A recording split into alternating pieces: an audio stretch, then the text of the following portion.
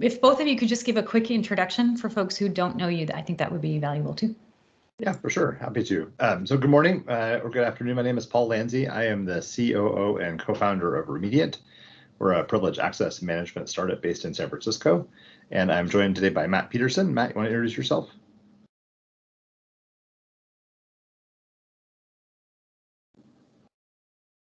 You're on mute. Yeah, Matt Peterson. I work for One Identity and I'm a software architect.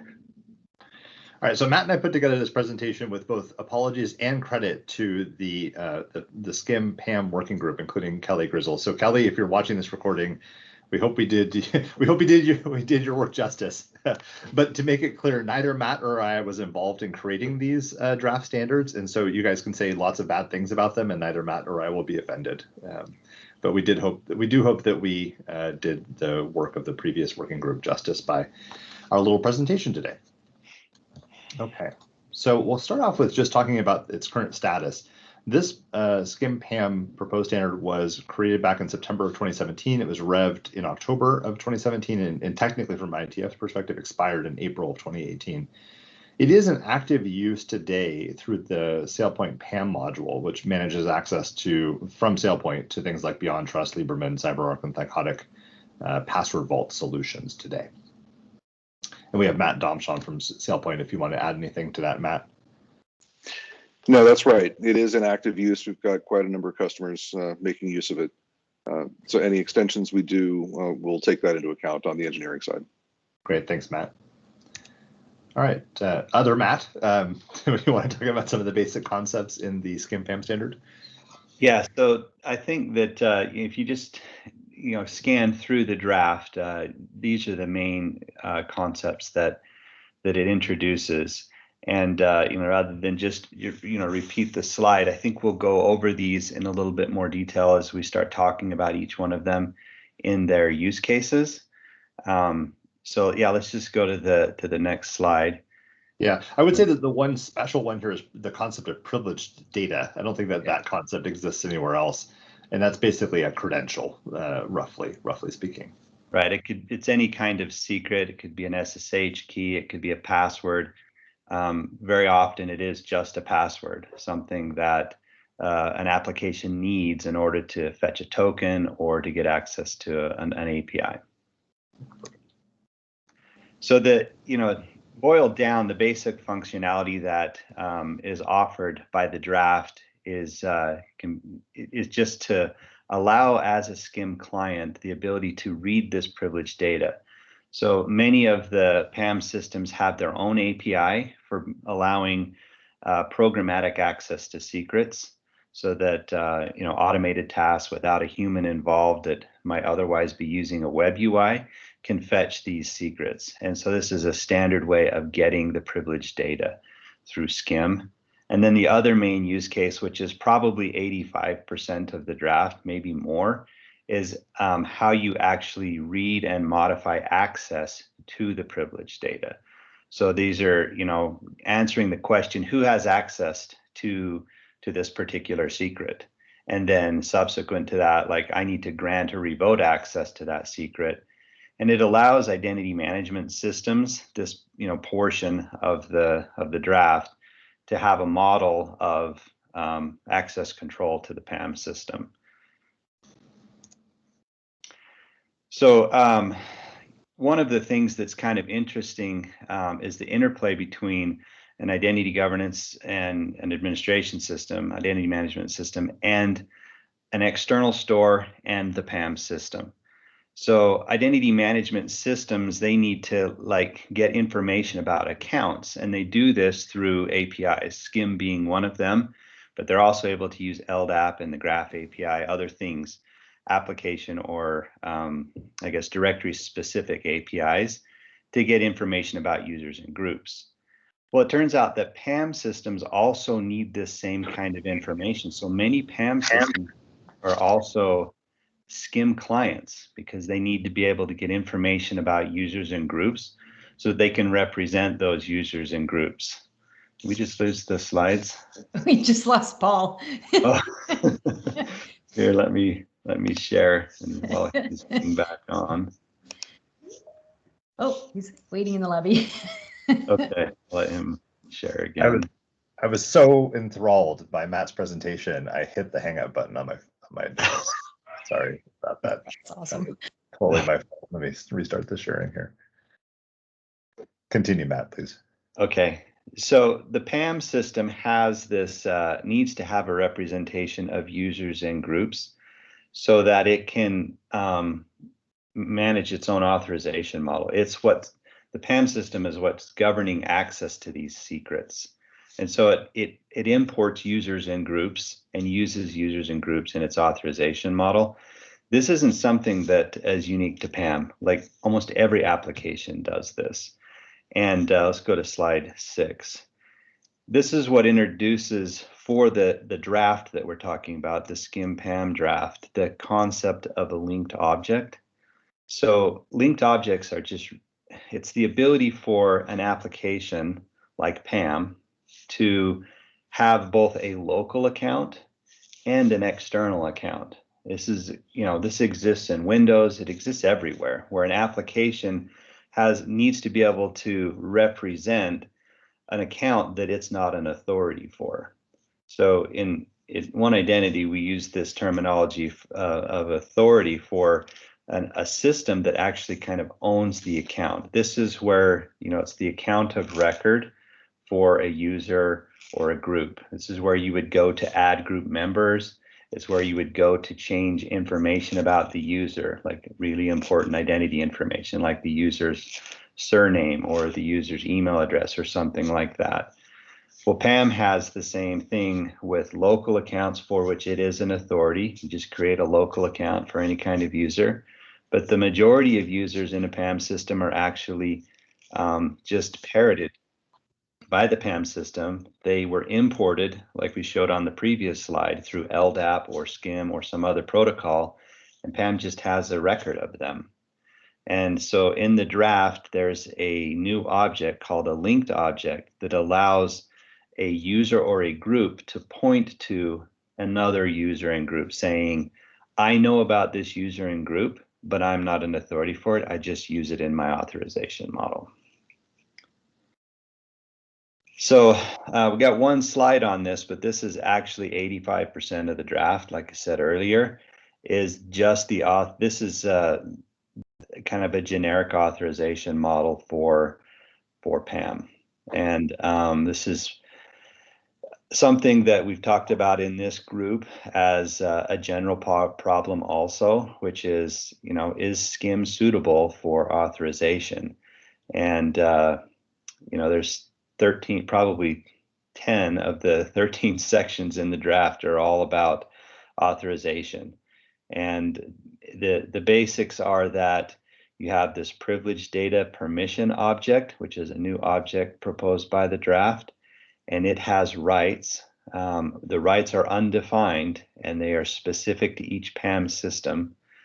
And then users and groups are bound to the privileged data through this object. So there would be a privileged data permission that grants the user Matt access to SSH key number 1, and a privileged data permission object that would grant access to user John to privileged data access to privileged data number 2. It's just an access. It basically allows you to build the access control list for the privilege. Yeah, so keep that pink box in mind here. So on this next slide, this shows how those ACLs, those access control lists, fit into the structure on the PAM side, and then we'll talk about how they synchronize over to the IGA side as well. So like Matt mentioned, users and groups may be PAM system local, or they may be linked to an external store. In this diagram, I just sort of represented them as just a single entity, but again, they could be linked or they could be local. Those users and groups are assigned certain access to certain containers as well as directly to certain privilege access, and those are all those access rules are all defined by these ACLs on the PAM side. And then really this is, like Matt said, this is the interaction between the IGA solution, which has the same concepts represented if it supports the SCIM PAM standard, and then it has the ability to take an action, which is to read privileged data. So like Matt mentioned in one of the basic use cases there, the IGA solution may want to display or provide that privileged data to some end user, right? And that's one of the possible actions Another possible, according to the ACLs, of course, another possible another possible interaction is for the IGA solution to read in the ACLs and then populate, for instance, a list of entitlements that's granted on the IGA side. And so, without getting too IGA system specific, those entitlement lists, all the normal actions may be taken upon those entitlements, attestations, revocations, grants, etc. And so when those actions happen, the IGA solution can then modify the ACLs on the PAM side as well. And so this synchronization of the ACLs or the entitlements between the IGA solution and the PAM solution, again, to Matt's point earlier, is a significant portion of the SCIM PAM spec itself. So before we get into, go ahead. Do you just want to hit the present button? I don't know. Sure. Is that okay? I don't know if that loses your access to chat. Yeah, it's gonna. Yeah, it's fine. Sorry. Is that bigger for everybody? I don't know. Is that it is more bigger? We'll let you know if stuff comes up in chat. Okay, no problem. So that's basically what's covered in the spec. Is everything we covered. We have a list of paper cuts that we'd be happy to share. But before we jump into that, I want to see if there's any questions about anything we presented so far. I have a question, but I don't want to. Does anyone else before I jump in? I think you should ask your question. Okay, so so I'm assuming in this diagram that the SCIM endpoint would be on the right-hand side. It would be the PAM product that would be running the SCIM endpoint, and that the IGA system would be the client. Is that right? That's right. Okay, and is there a sense of either multi-tenancy or cross-domain? Like, is it engineered such that you could have multiple governance products all accessing the same endpoint, or is it sort of expected to be a tight one-to-one binding between the governance system and the privilege access system? No, you could have multiple IGA systems accessing the same PAM system, but I think in practice there's only one IGA system and possibly multiple PAM systems. That's where it ends up actually showing up most, where there's multiple tenants. Yeah, there's no sort of name spacing or any sort of segregation defined in the SCIM PAM standard. But I agree with Matt. You hypothetically could have multiple. Just in practice, it doesn't seem like you likely would. Yeah, if you go back to slide 4, I think it was, Paul, SCIM gets used multiple ways here. Let's see, go down a couple more. This one. Yeah. Right. So, PAM, like IGA, is the client, and PAM is the server in the top arrow. But PAM is also capable of using just SCIM without any extensions to get users and groups out of an external store. So it gets used in multiple places as far as PAM is concerned. PAM can be a client for fetching users and groups that it will use as linked objects. And it also can be a server for the IGA system that's going to be, requesting secrets or modifying the authorization model.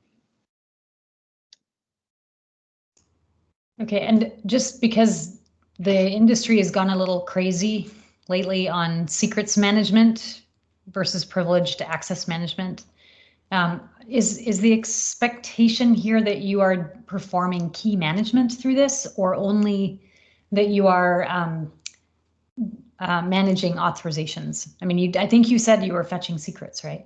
Yeah, it can do both. The spec allows you to fetch the secret and also manage the authorization to the secret. But yeah, and we'll talk about this in the paper cuts, but it is very specific to secrets management. There are no concepts in here that extend beyond the secrets management use case within the larger PAM problem set.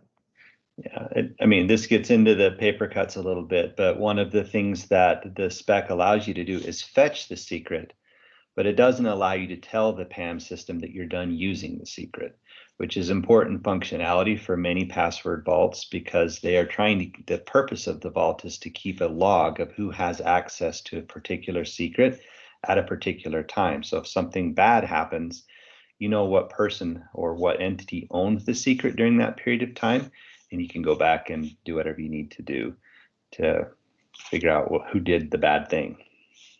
Yeah, and again, this gets into paper cuts, but there's also no concept of what that secret is actually doing. Like what, it'll tell you that this is the secret, but not what assets that secret has access to or any deeper information beyond like, here's the privileged data. You do or don't have access to it.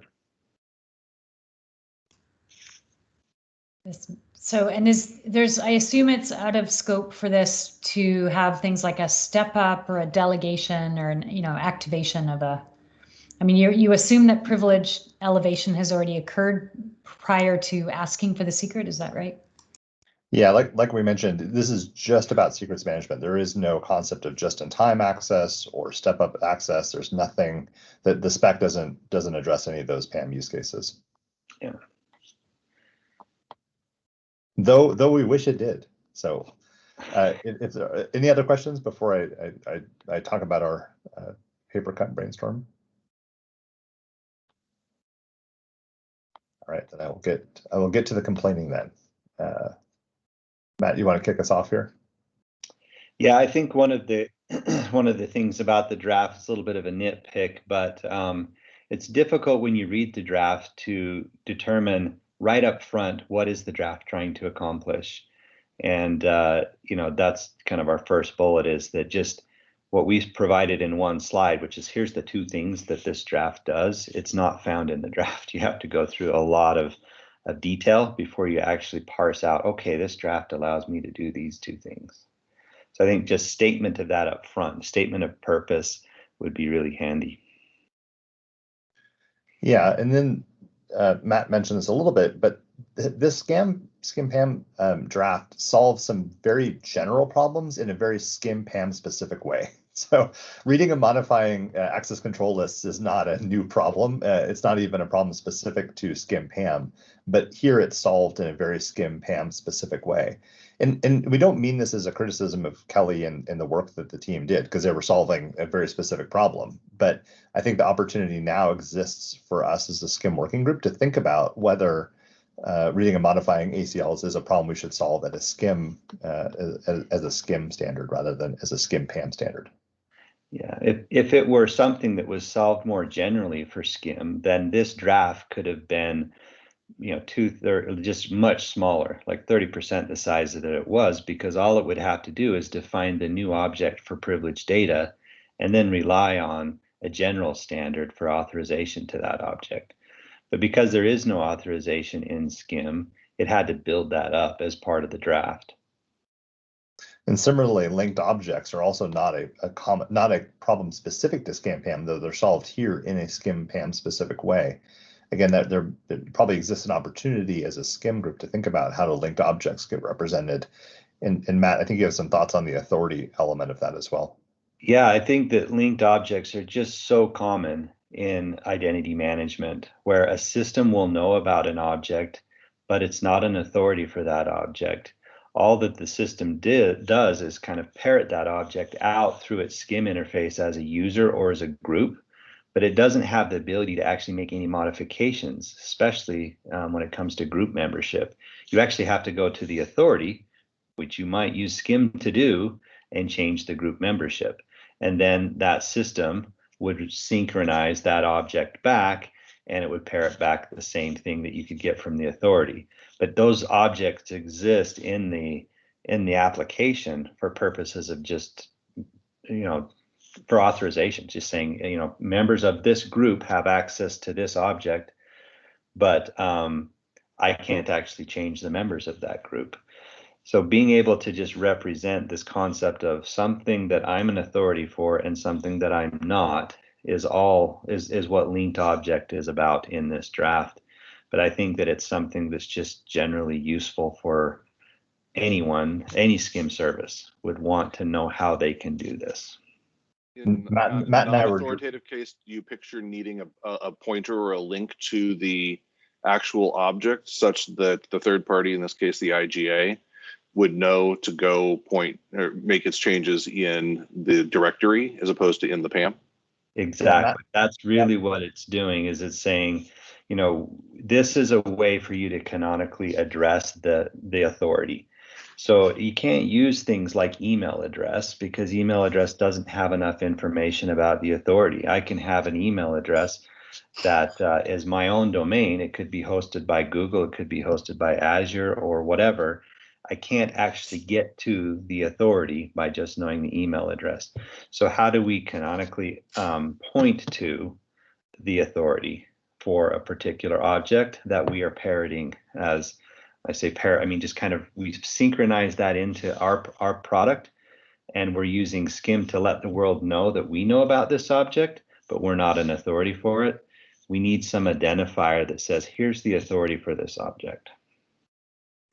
Matt and I were dreaming of using URIs for this. Yeah. There already is a standard for URIs. What if there was a way to Matt Dom's, to your question, to directly address objects through a standardized format, through a URI? Like, wouldn't that be a helpful thing to have? So these next two complaints or next two paper cuts are sort of grouped together, and really and again, this is not a criticism of SCIM PAM. They were set out to solve a specific problem, but it only addresses credential-based PAM solutions. So solutions that use a just-in-time model where credentials are never exchanged.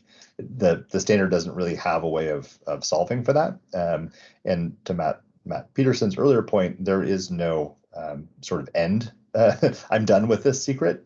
So it's assumed that all of the accesses are sort of unbounded, right? And so there's no concept of just-in-time access versus persistent privilege access, or a time-bound access to a secret even.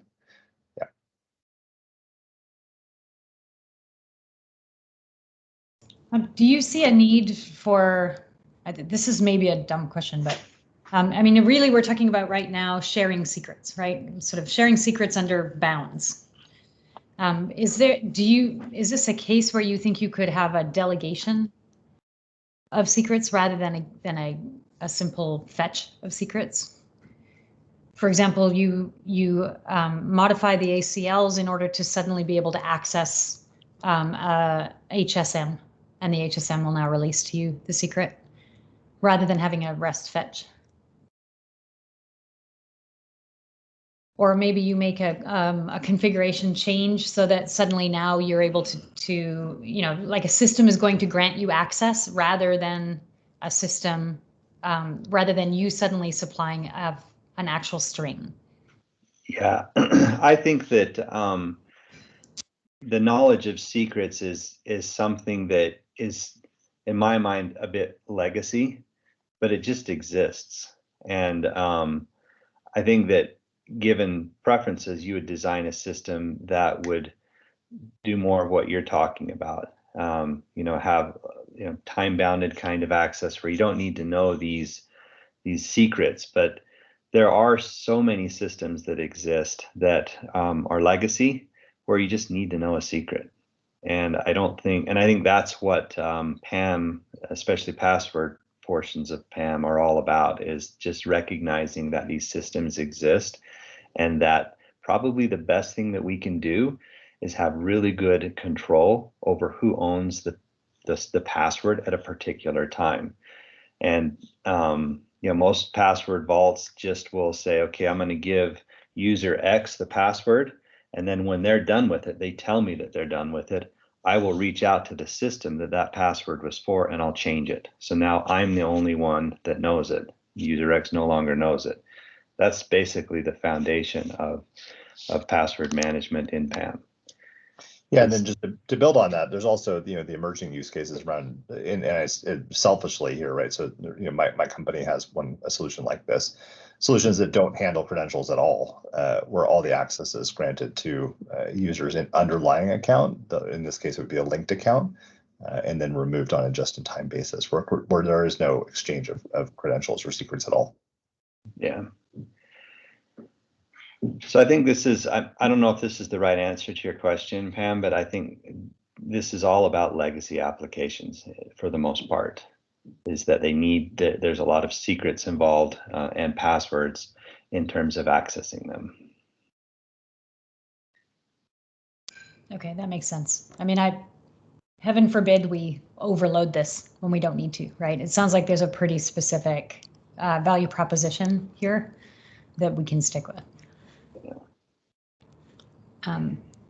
So I think, you know, our last bullet here about notification of a change is it's also a general problem, and it's something that we would see as an issue with SCIM PAM, but for SCIM generally, is that things can change, and IGA systems especially want to know what that change is. It's difficult to determine when something has changed in SCIM. We had this problem with LDAP for many, many years, and there's LDAP extensions and some schema within LDAP servers now that allows you to be better at detecting changes that are made to users and groups so that you can keep your versions of those up to date. That doesn't exist in SCIM today or in SCIM PAM draft for the objects that we've talked about. You just can't tell whether they've changed without pulling the whole set. Yeah, there was a SCIM events draft that was produced several years ago. I think Phil may have been deeply involved with it to exactly expose a RESTful event webhook, you know, when things changed. But so that's on the list we'll certainly want to talk through. I would love to see a webhook style change notification mechanism. Yeah. I think that, yeah, the most interesting event as far as SCIM PAM is concerned is if a user requests access to a password, it would be nice for that to be signaled to the IGA system, because the IGA system might not be the only way that the user received access to the password. They might have gone to the PAM system directly and got access to the password. It'd be really good for the IGA system to know that, but they can't know that with the draft the way that it is. And again, it's a general problem. Is the PAM system able to tell that someone's checked out the password? Yeah, I guess so. They could. Of course. Yeah, they're the ones that are controlling it. So the PAM, that's its whole purpose, is to sit in front of that password and only allow one user to use it at a time and keep track of who's using it. So I was thinking of the use case where the user actually has the password through some other means and was accessing the resource. Yeah, that's what you were talking about. Yeah, that's what PAM is meant to, to prevent, is users knowing the password without record of that. Right. So the PAM system, I mean, when we look at the three systems involved, right, the legacy system, the PAM system, and the governance system, I think the assumption is that you could retool the PAM system to send those notifications to the governance system, but that it's unrealistic to assume that you can retool the legacy system. Correct. To do anything at all. Right. And that's where IGA adds some value, because it might be able to do some things that are interesting when a password is being used, right? It could flag an account as being high risk. There's all kinds of interesting things that could happen in the IGA system.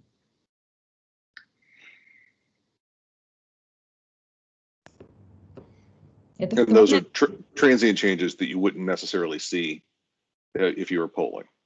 Right. But again, it's not. I just bring that example up as something that was specific to this draft. There's all, SCIM in general, like you said, Matt, would just be really interesting to have some event notification when changes are made for any SCIM object.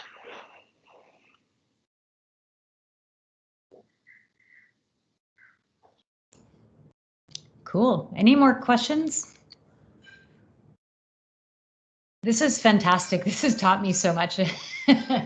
It's kind of blowing my mind, actually.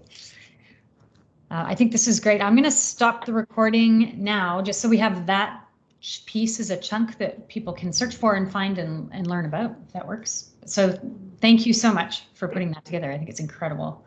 Yeah, and Matt Domsh, hopefully we did Kelly and the team that had worked on this due credit. And oh, absolutely. No, much appreciated. Like you said, they were solving a very specific problem with some very specific partners and trying to do it in as reasonably generic a way as possible, but certainly weren't trying to boil the ocean on that particular problem set. I think all your criticisms there are completely appropriate. And I see we have a link to the presentation, so I'll make sure that that link goes into the meeting notes. And maybe what we might do, if it works for you all, is PDF it and put it into the GitHub repository. Would that be acceptable? Sure. Okay, we'll make that work. You're going to make permanent my terrible drawings. They're great.